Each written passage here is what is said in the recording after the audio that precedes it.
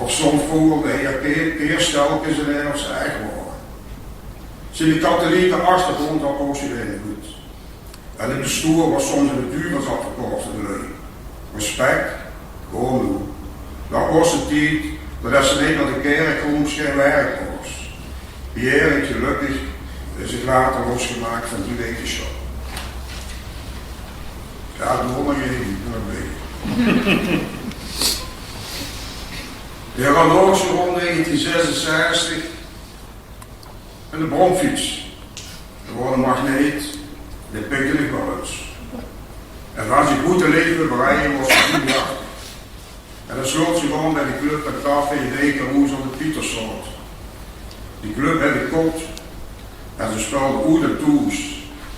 En ik leuk dat het toch een goed gemiddeld had. En van zal weten.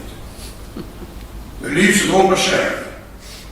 En dan was het zaad, dan samen met Nogari, een huiszoek komen. Ik weet wel dat goed, als ze van de salaat toeskomen. Ik ben nergens erop. En Harry de Basel daan allerlei flauwekul. In 1984 ging er ook met werk in Porsche naar AW. De fiets en de Charles-Ezel aan het fabriek. In 1988 gingen ze een goede reis maken naar Brazilië. Hoe we 4 weken verbleef bij zijn broer Tim. Een ervaring hoe we nog diks weer praten.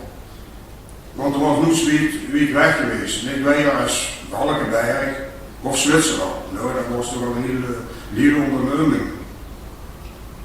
Met een Rio de Janeiro heeft er ook nog de carnaval met gemaakt.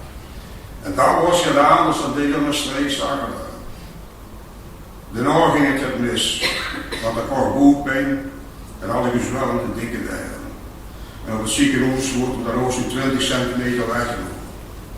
Zo'n weken later van alles. Hartproblemen, een TIA, prostaatklacht, een nier en dan ging zo maar door. En het schoonste was dat we dat allemaal opschreven en noteerden op oor en data.